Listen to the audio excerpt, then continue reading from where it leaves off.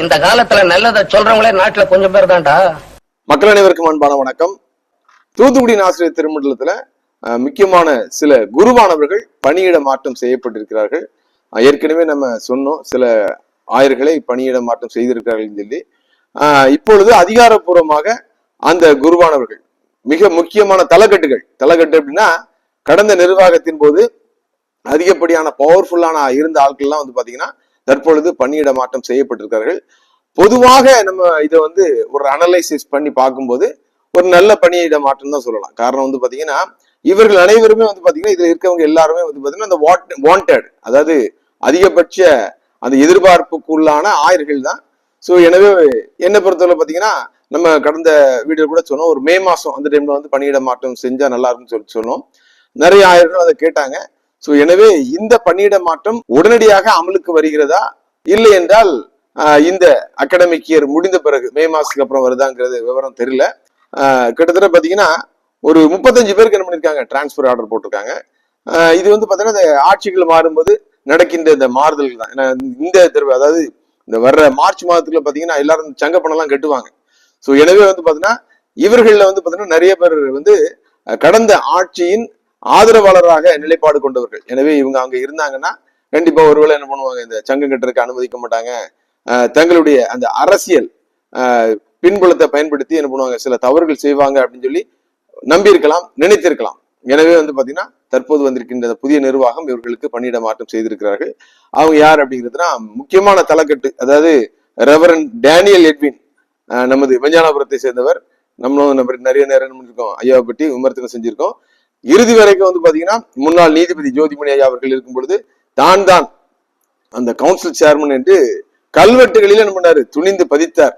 எனவே தற்பொழுது அவர்கள் பணியிட மாற்றம் செய்யப்பட்டு வேம்பாருக்கு அனுப்பப்படுகிறார். அடுத்து பாத்தீங்கன்னா நம்ம டேவிட் ராஜ், நம்ம முன்னாள் பொருளாளர் டேவிட் ராஜ் வந்து பாத்தீங்கன்னா பன்னீர்குளம் எங்க இருக்குன்னு தெரியல.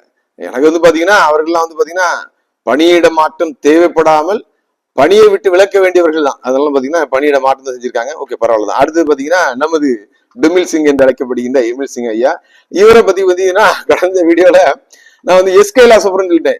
எஸ் கைலாசபுரமே அது அதிர்ட்டு ஐயோ என்ன சொல்றீங்க எங்களுக்கு, அதாவது அவர்கள் வந்து பாத்தீங்கன்னா எஸ் கைலாசபுரத்துல 100ஆண்டு விழா கொண்டாட இருக்காங்களாம்.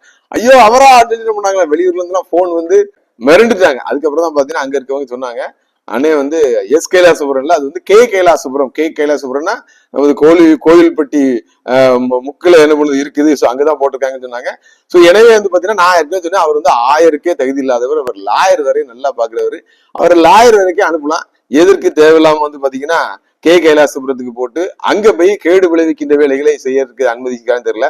அவர்லாம் என்ன பண்ணிருக்கலாம், பேசாம வக்கீல் வேலையை பாக்குறதுக்கு அனுப்பிடலாம். அவர்லாம் எதுக்கு டிரான்ஸ்பர், அதெல்லாம் தேவையில்லை. அடுத்து பாத்தீங்கன்னா ரெவரண்ட் துரைசிங் அவர்கள் வந்து பாத்தீங்கன்னா அது மில்லர்புரத்துல இருந்த வில்லர், இவர் வந்து பாத்தீங்கன்னா கள்ளத்தீக்கினருக்கு என்ன பண்ணிருக்காங்க, அனுப்பியிருக்காங்க.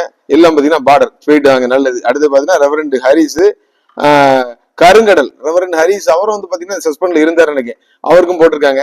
சரி போயிட்டு வரட்டும். அடுத்து ஜெபகுமார் ஜாலி, நம்ம அன்பு தம்பி கிருபாபுரம், ஏற்கனவே வந்து பாத்தீங்கன்னா அவரு வந்து பாத்தீங்கன்னா இந்த கால்வல் காலையில இருந்தார் எனக்கு, ஏகப்பட்ட வேலைகள் பண்ணாரு.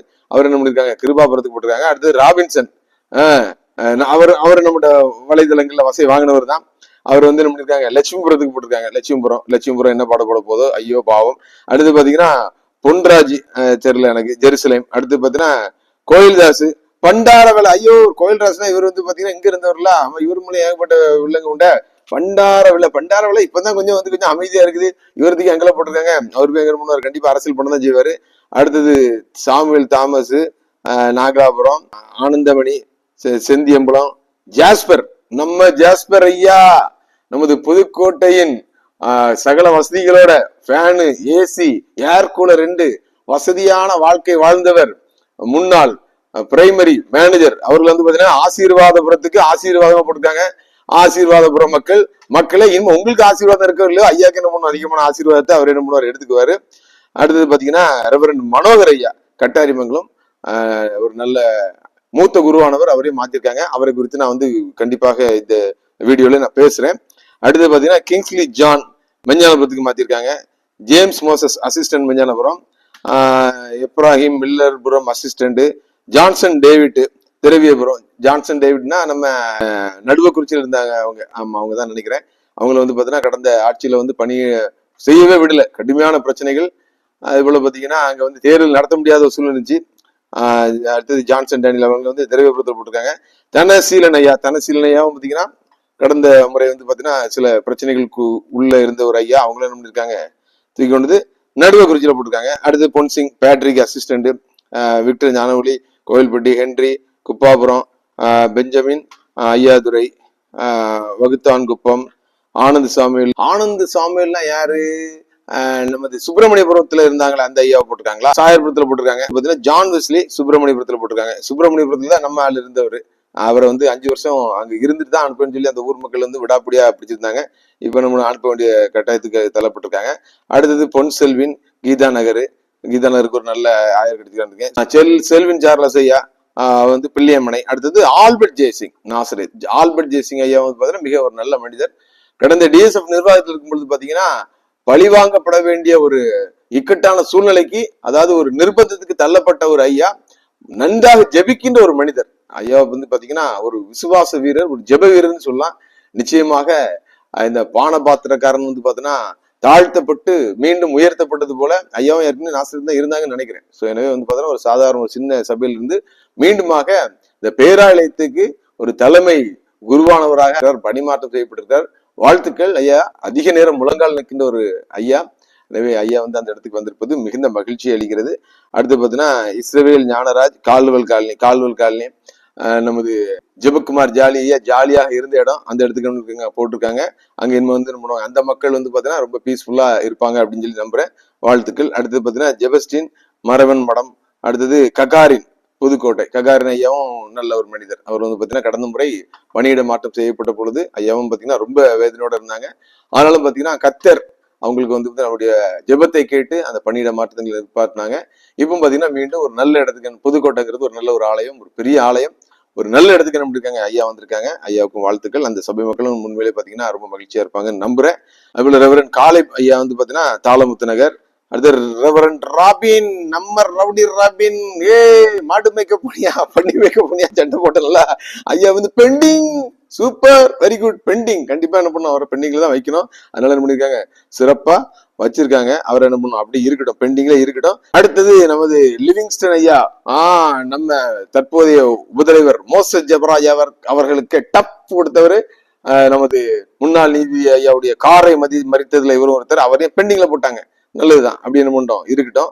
அதுக்கப்புறம் பாத்தீங்கன்னா ரெவரன் தேவராஜன் ஐயா, மிடில் ஸ்கூல் மற்றும் ஆரம்ப பள்ளிகளின் மேலாளர், டிவிபுரத்துல என்ன பண்றாங்க போட்டிருக்காங்க. ஏன்னா ஐயா வந்து பாத்தீங்கன்னா என்ன பண்ணா மண்ணோட விசுவாசி, அதனால கண்டிப்பா நல்ல ஒரு இடத்துக்கு தான் வந்திருக்காங்க. அடுத்தது டேனியல் ஆல்பர்ட் பண்ணை விலை டவுட்னு போட்டிருக்குது. சரி, எனவே ஓகே, இந்த இத்தனை ஆயர்கள் வந்து என்ன பண்றாங்க பணியிட மாற்றம் செய்யப்பட்டிருக்காங்க. இன்னும் வந்து பாத்தீங்கன்னா நிறைய ஆயர்கள் பணியிட மாற்றம் செய்யப்பட வேண்டியவங்க எல்லாம் இருக்காங்க. முக்கியமா எங்க ஊர்ல இருக்கவரெல்லாம் பாத்தீங்கன்னா எப்போ பணியிட மாற்றம் செய்யப்பட போறான்னு தெரியல. ஏன்னா அவர் மேல ஏகப்பட்ட குற்றச்சாட்டு. போற இடத்துல எல்லாம் பாத்தீங்கன்னா கை வச்சு சும்மா இருக்க முடியாது, வாய வச்சு சும்மா இருக்க முடியாது, விலங்கு எடுத்துட்டே இருப்பாரு. அவருக்கு என்ன பண்ண இந்த லிஸ்ட்ல வந்திருக்குன்னு நினைச்சேன், வரல. ஆனா அங்க இருக்கிற தற்போது வந்திருக்க புதிய நிர்வாகம் அவர் மேல என்ன பண்றாங்க, செம கடுப்புல இருக்காங்க. காரணம் வந்து பாத்தீங்கன்னா அவர் நிறைய ஓட்ட வெட்டிருக்காரு, ஒரு அணியினருக்கு ஓட்ட போட்டிருக்காரு. அரசியல் வந்து ஆயர்கள் செய்யக்கூடாது, அதை மீறி செஞ்சிருக்காரு. அவருடைய பணிமாற்றம் எப்பொழுது வரும் என்று அனைவரும் வழிமேல் வெளி வைத்து காத்திருக்கிறார்கள். So okay right. இப்போ வந்து பாத்தீங்கன்னா இந்த பணியிட மாற்றம் வந்து பாத்தீங்கன்னா மிக சிறப்பானதை என்ன பொறுத்து வரல. ஆனா இங்க வந்து பாத்தீங்கன்னா சொல்லுவாங்களே, இந்த பெருமழை வந்து அடித்து செல்லும் பொழுது பாத்தீங்கன்னா இந்த காட்டில் இருக்க இந்த அகில் சந்தனம் போன்ற இந்த ஒரு நல்ல மரங்களும் சில நேரங்கள் என்ன பண்ணிவிடுமா, அரித்து சென்று விடப்படுமா. சோ அது போல ஆட்சி மாற்றத்தின் போது இந்த ஆயர்கள் மாறுதல்ல வந்து பாத்தீங்கன்னா ஒரே ஒரு மனிதரை என்ன பொறுத்தவரை பாத்தீங்கன்னா பணியிட மாற்றம் செய்தது எனது மனதுக்கு சற்று வழியை தருகிறது. அவர் யார் அப்படின்னா நமது சாயர்புரத்தை சேர்ந்த ரெவரன் மனோகர் அவர்கள் வந்து பாத்தீங்கன்னா சாயர்புரத்தில் குருவானவராக இருப்பவர்கள். ஐயா வந்து பாத்தீங்கன்னா அந்த இடத்துக்கு வந்தது சாதாரணமா வரல. ஏன்னா வந்து ஐயா வந்து எந்த அணியும் சேராதவர் என்றுதான் நான் நினைக்கிறேன். ஏன்னா வந்து பாத்தீங்கன்னா இதற்கு முன்பாக இருந்த டிஎஸ்எஃப் நிர்வாகமும் அவரை பழிவாங்க வேண்டும் என்றுதான் பாத்தீங்கன்னா அந்த போல்பேட்டில இருந்து என்ன பண்ணாங்க, தூக்கி அடிச்சாங்க, எங்கெல்லாமோ அடிச்சாங்க.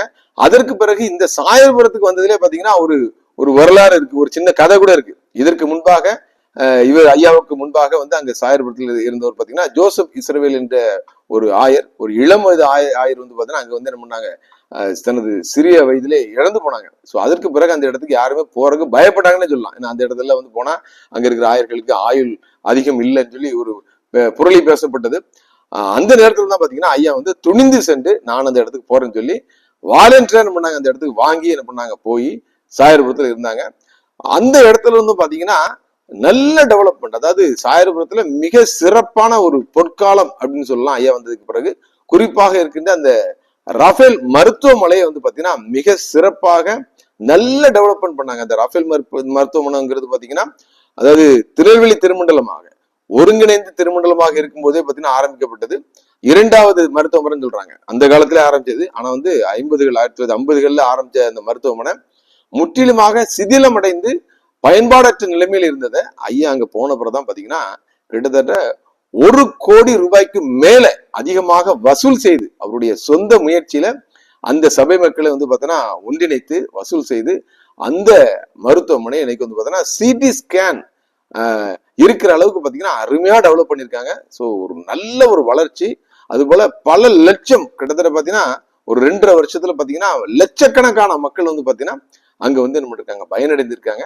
ஸோ தற்போது பாத்தீங்கன்னா அந்த மருத்துவமனைக்கு அருகிலையும் பாத்தீங்கன்னா ஒரு புதிதாக ஒரு கட்டிடம் கட்டி நிறைய பெட் என்ன பண்ணும், அவுட் பேஷன்ஸ், அது போல பாத்தீங்கன்னா உள்ளே நோயாளிகள் தங்கி மருத்துவம் பெறும் அளவுக்கு பாத்தீங்கன்னா நல்ல ஒரு டெவலப்மெண்ட் பண்ணிட்டு இருந்தாங்க. அது மட்டுமல்ல, அந்த சுற்று வட்டாரத்துல பாத்தீங்கன்னா ஏராளமான பள்ளிகள் இருக்குது, ஏராளமான தொழிலாளிகள், விவசாய தொழிலாளிகள், அது போல பாத்தீங்கன்னா கூலி தொழிலாளிகள் இருக்காங்க. அந்த ஊர்ல வந்து பாத்தீங்கன்னா ஏதாவது பிரச்சனைனா ஒரு ஆம்புலன்ஸ் கூட கிடையாது. ஆம்புலன்ஸ் வேணும்னா என்ன பண்ணும், அந்த மாதிரி இருந்த ஒரு நிலைமையில அந்த மருத்துவமனைக்கு என்று நன்கொடையாக தனது உறவினர்கள்ட்ட, அது போல பாத்தீங்கன்னா அந்த ஊரின் மேல் நன்மதிப்பு கொண்ட மக்களிடத்துல சென்று ஒரு ஆம்புலன்ஸ் வாங்கியிருக்காங்க. ஒரு ஆம்புலன்ஸ் வாகனம் இன்னைக்கு அங்க நிக்குது. ஸோ அது வந்து பாத்தீங்கன்னா ஒரு மிகுந்த ஒரு பயன்பாடா அங்க இருக்கிற எல்லா மக்களுக்கும் கொடுக்குது.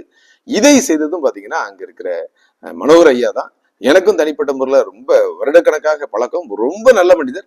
அது போல அம்மாவும், அதாவது மனோகர் ஐயாவுடைய மனைவியும் பாத்தீங்கன்னா நல்ல ஒரு டீச்சர், டெடிக்கேட்டடான ஒரு டீச்சர். ஆனா பாத்தீங்கன்னா அவங்களுக்கு நிறைய கிட்டத்தட்ட ஒரு 10 திருப்ப ஆப்ரேஷன் பண்ணியிருக்காங்க. அவங்களும் பாத்தீங்கன்னா ஒரு நோய்வாய்ப்பட்ட ஒரு அம்மா அவங்க. ஸோ அவங்களையும் என்ன பண்ணும், தயவு செய்து நீங்கள் கனிவுடன் பரிசீலனை செய்து அந்த ரஃபேல் மருத்துவமனையை இங்கிருந்து ஐயா போயிட்டாங்கன்னா கண்டிப்பா இந்த அளவுக்கு என்ன பண்ண மாட்டாங்க, வேற யாரும் புதுசா வர்றவங்க என்ன பண்ண மாட்டாங்க, செய்வாங்களான்னு சொல்லி மிகுந்த சந்தேகம். நான் ஏற்கனவே சொன்னது போல பாத்தீங்கன்னா இந்த அணிகள் தாண்டி சில மனிதர்களுடைய செயல்பாடு மிக சிறப்பாக இருக்கும். அதுல வந்து பாத்தீங்கன்னா மிக குறிப்பிடத்தக்கவர் வந்து பாத்தீங்கன்னா மனோகர் ஐயா.